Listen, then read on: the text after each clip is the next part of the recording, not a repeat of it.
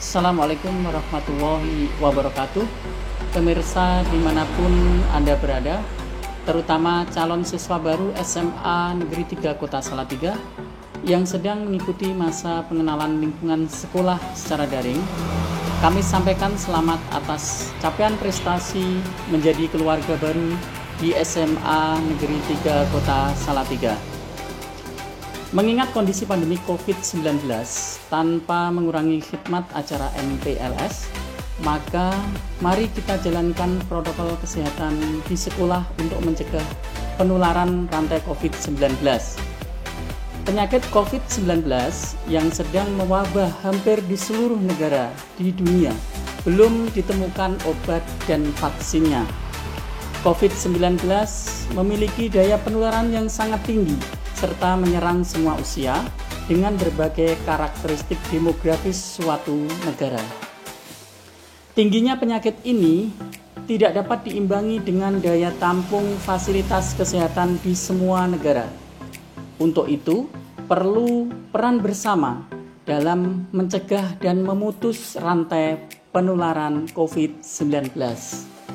Berikut adalah penjelasan pencegahan dan pemutusan rantai penularan COVID-19. Coronavirus Disease 2019 atau yang disebut dengan COVID-19 merupakan penyakit yang disebabkan oleh coronavirus jenis baru yang belum pernah diidentifikasi sebelumnya pada manusia dan ditemukan pada tahun 2019. Virus penyebab COVID ini dinamakan SARS-CoV-2. Virus corona adalah zoonosis di mana ditularkan antara hewan dan manusia. Ada setidaknya 2 jenis coronavirus yang diketahui menyebabkan penyakit yang dapat menimbulkan gejala berat seperti Middle East Respiratory Syndrome atau disebut MERS yang ditransmisikan dari unta ke manusia dan Severe Acute Respiratory Syndrome atau yang disebut dengan SARS dari kucing luwak ke manusia. Adapun hewan yang menjadi sumber penularan COVID-19 ini masih belum diketahui. Tanda dan gejala umum dari infeksi COVID-19 antara lain adalah gejala pernafasan akut seperti demam, batuk, pilek, sesak napas, letih, lesu, sakit tenggorokan maupun gangguan pernapasan. Masa inkubasi rata-rata adalah 5-6 hari dengan masa inkubasi terpanjang 14 hari. Pada kasus COVID-19 yang berat dapat menyebabkan pneumonia, sindrom pernapasan akut, gagal ginjal, bahkan sampai dengan kematian. Tanda dan gejala klinis dilaporkan pada sebagian besar kasus adalah demam, dengan beberapa kasus mengalami kesulitan bernapas dan hasil ronsen menunjukkan infiltrat pneumonia luas di kedua paru. Pada tanggal 31 Desember 2019, WHO China Country Office melaporkan kasus pneumonia yang tidak diketahui etiologinya di kota Wuhan, Provinsi Hubei, China. Dan pada tanggal 7 Januari 2020, China mengidentifikasi pneumonia yang tidak diketahui etiologinya sebagai jenis coronavirus baru atau coronavirus disease yang disebut dengan COVID-19. Dan pada tanggal 30 Januari 2020, WHO telah menetapkan sebagai kedaruratan kesehatan masyarakat yang meresahkan dunia atau yang disebut dengan Public Health Emergency of International Concern. Penambahan jumlah kasus COVID-19 berlangsung cukup cepat di semua negara, di mana kasusnya sudah terjadi hampir di semua negara meliputi 193 negara. Dan di antara kasus tersebut sudah banyak petugas kesehatan yang dilaporkan terinfeksi dan meninggal dunia.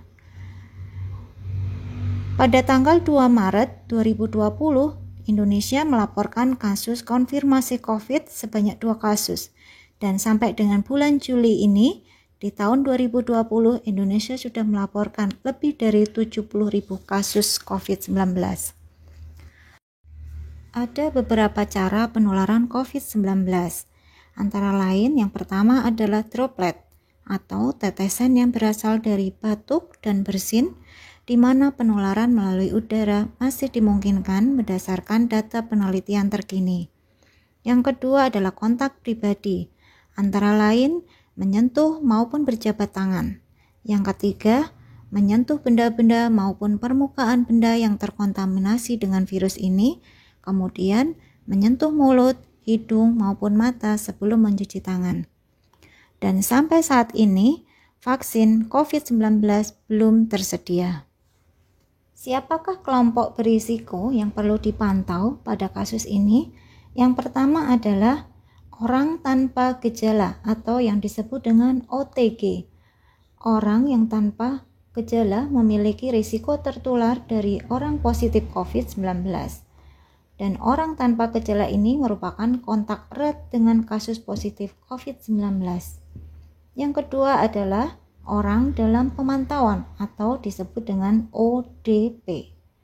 Orang yang mengalami demam 38 derajat Celcius atau lebih, ataupun mempunyai riwayat demam atau gejala gangguan sistem pernafasan seperti pilek, sakit tenggorokan, batuk, dan 14 hari terakhir sebelum timbul gejala memiliki riwayat perjalanan atau tinggal di negara atau wilayah yang melaporkan adanya penyebaran di wilayah setempat, dan orang yang mengalami gejala gangguan sistem pernapasan seperti pilek, sakit tenggorokan, batuk, dan 14 hari terakhir sebelum timbul gejala memiliki riwayat kontak dengan kasus konfirmasi atau mungkin sudah positif dengan COVID-19. Kemudian pasien dalam pengawasan atau disebut dengan PDP, yaitu orang dengan infeksi saluran pernafasan akut atau ISPA, yaitu demam 38 derajat Celcius atau lebih, atau riwayat demam disertai salah satu gejala atau tanda penyakit pernafasan seperti batuk, sesak nafas, sakit tenggorokan, pilek, pneumonia ringan sampai berat, dan pada 14 hari terakhir sebelum timbul gejala memiliki riwayat perjalanan atau tinggal di negara atau wilayah yang melaporkan adanya penyebaran di wilayah setempat. Orang dengan demam 38 derajat Celcius atau lebih, atau memiliki riwayat demam atau ISPA, dan pada 14 hari terakhir sebelum timbul gejala memiliki riwayat kontak dengan kasus konfirmasi atau mungkin sudah positif dengan COVID-19. Orang dengan ISPA berat yang membutuhkan perawatan di rumah sakit dan tidak ada penyebab lain berdasarkan gejala klinis yang meyakinkan. Kemudian kasus konfirmasi merupakan pasien yang terinfeksi COVID-19 dengan hasil pemeriksaan tes positif melalui pemeriksaan PCR. Yang kelima adalah komorbiditas, yaitu penyakit penyerta yang menggambarkan kondisi bahwa ada penyakit lain, misalnya penyakit diabetes, hipertensi, kanker yang dialami dari penyakit utamanya. Dan penyakit-penyakit komorbid ini akan memperberat penyakit COVID-19 hingga dapat menyebabkan kematian. Bagaimana cara menjaga diri dan keluarga dari COVID-19? Lebih sering mencuci tangan menggunakan sabun dengan air mengalir atau menggunakan hand sanitizer. Konsumsi makanan dengan gizi seimbang, jika perlu bisa menggunakan suplemen vitamin. Tetap di rumah dan menjaga jarak. Aktivitas fisik ataupun senam tetap dilakukan. Istirahatlah yang cukup minimal 8 jam. Janganlah merokok. Tutupi mulut saat batuk, bersin dengan lengan atas ataupun tisu yang langsung dibuang ke tempat sampah yang tertutup dan segera cuci dengan air mengalir. Mengendalikan penyakit penyerta seperti diabetes mellitus, hipertensi, maupun kanker. Apabila setelah keluar dari rumah, segera mandi, ganti baju sesampainya di rumah. Bersihkan dengan disinfektan secara rutin benda-benda yang sering disentuh di rumah, meliputi perabot seperti meja, kursi, gagang pintu, dan lain-lain. 5 hal yang penting untuk mencegah COVID-19 antara lain yaitu 1. Sering-seringlah cuci tangan menggunakan air mengalir dan sabun. Cuci tangan menggunakan air mengalir dan sabun terbukti lebih efektif dibandingkan dengan menggunakan hand sanitizer. Cuci tangan menggunakan hand sanitizer mengandung alkohol, di mana pada saat kita sudah mencuci tangan 5 kali menggunakan hand sanitizer, harus segera dibilas menggunakan air dan sabun. Residu yang terkandung dalam alkohol sangat membahayakan bagi tubuh kita. Yang kedua, tetap bekerja, belajar, beribadah di rumah.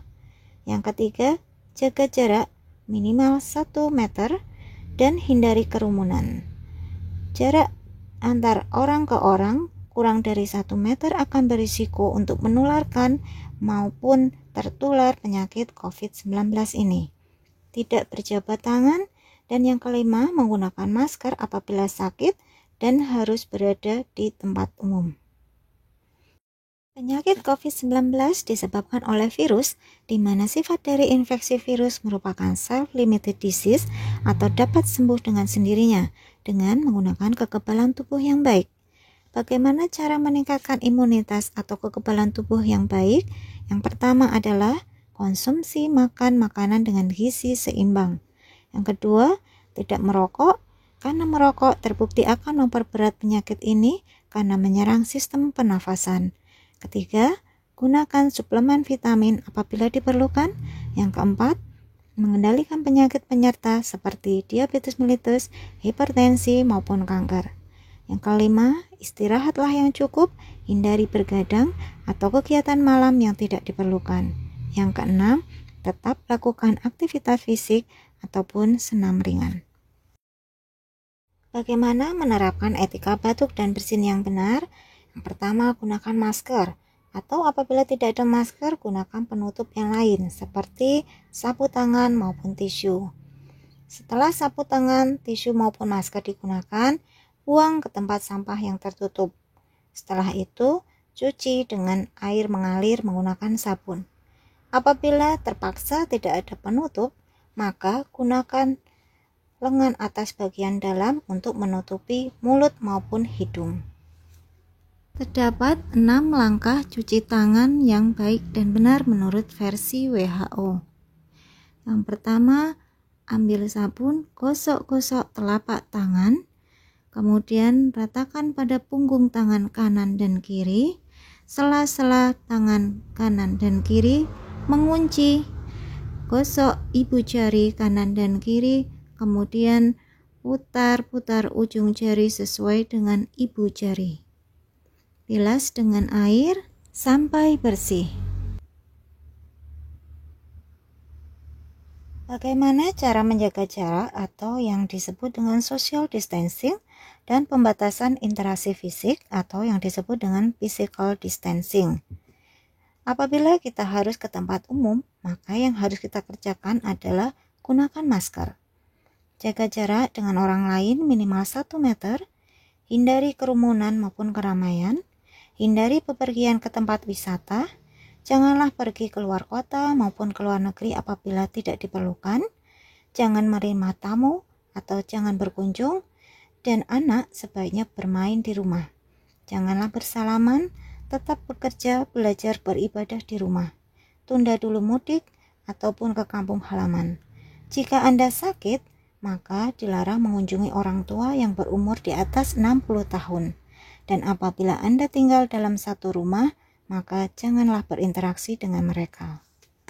Jika kita masuk dalam kategori orang dalam pemantauan atau ODP yang memiliki demam, gejala pernafasan dengan riwayat dari daerah terjangkit, dan atau orang yang tidak menunjukkan gejala tetapi pernah memiliki kontak erat dengan orang positif COVID-19, maka yang harus kita lakukan adalah isolasi mandiri di rumah dan tetap tinggal di rumah. Jika merasa kurang sehat, tetap di rumah selama 14 hari. Gunakan masker selama masa isolasi diri. Tetap di rumah, jangan pergi-pergi untuk bekerja, ke sekolah maupun ke tempat yang umum. Hindari pemakaian bersama peralatan makan dan peralatan mandi. Harus isolasi diri dengan memantau suhu tubuh dan gejala lainnya. Lapor ke puskesmas terdekat tentang kondisi saat ini. Gunakan kamar mandi yang terpisah, dan bersihkan rumah dengan cairan disinfektan, terutama daerah-daerah yang sering disentuh. Kalian tentu pernah mendengar apa yang disebut dengan rapid test. Apa itu rapid test atau tes cepat? Rapid test adalah pemeriksaan antibodi sebagai deteksi awal untuk mengetahui keadaan saat ini dalam mencegah penularan COVID-19. Siapakah yang perlu melakukan tes cepat? Tes rapid ini ditujukan bagi orang yang memiliki kontak erat dengan orang yang telah dinyatakan positif COVID-19. Orang tanpa gejala atau yang disebut dengan OTG tidak menunjukkan gejala COVID-19 tetapi pernah melakukan kontak erat dengan orang yang sudah dinyatakan positif COVID. Jika pemeriksaannya negatif atau yang disebut dengan non-reaktif, maka lakukan karantina mandiri dan terapkan pola hidup bersih sehat, physical distancing, dan dilakukan pemeriksaan ulang pada hari ke-10. Jika hasilnya positif atau reaktif, maka dilanjutkan dengan pemeriksaan PCR sebanyak 2 kali berturut-turut selama 2 hari dan apabila fasilitasnya tersedia. Jika pemeriksaannya positif atau reaktif, maka lakukan karantina mandiri, terapkan pola hidup bersih sehat dan physical distancing, dan lakukan pemeriksaan PCR sebanyak 2 kali berturut-turut selama 2 hari apabila tersedia PCR. Apabila rapid test dilakukan pada orang dalam pemantauan atau ODP dan didapatkan hasil negatif atau non-reaktif, maka yang harus dilakukan adalah isolasi diri di rumah, terapkan pola hidup bersih dan sehat, dan physical distancing. Lakukan pemeriksaan ulang pada hari ke-10. Jika hasilnya positif atau reaktif, maka lanjutkan dengan pemeriksaan PCR selama 2 kali dan 2 hari berturut-turut. Apabila hasilnya positif atau reaktif, maka lakukan isolasi di rumah, terapkan pola hidup bersih dan sehat, serta physical distancing, dan lanjutkan dengan pemeriksaan PCR selama 2 kali berturut-turut dan 2 hari berturut-turut. Jika pemeriksaan rapid test dilakukan pada pasien dalam pengawasan atau PDP dan didapatkan hasil yang negatif atau non-reaktif, maka yang harus dilakukan adalah isolasi diri di rumah dengan menerapkan pola hidup bersih sehat dan physical distancing. Ulang pemeriksaan pada hari ke-10. Apabila hasilnya positif atau reaktif, lanjutkan dengan pemeriksaan PCR 2 kali berturut-turut selama 2 hari. Apabila gejala memburuk, lakukan pemeriksaan di rumah sakit. Apabila didapatkan hasil yang positif atau reaktif, maka isolasi diri di rumah apabila gejalanya ringan, isolasi diri di rumah sakit darurat apabila gejalanya sedang, dan isolasi di rumah sakit rujukan apabila gejalanya berat. Lanjutkan dengan pemeriksaan PCR selama 2 hari berturut-turut. Dan kalian bisa mendapatkan informasi tentang COVID-19 ini di nomor telepon 119 ekstensi 9 atau nomor telepon 117 atau di www.covid19.go.id. Bersama kita lawan Corona, kita pasti bisa. Demikian penjelasan pencegahan dan pemutusan rantai penularan COVID-19. Semoga bermanfaat. Terima kasih. Wassalamualaikum warahmatullahi wabarakatuh.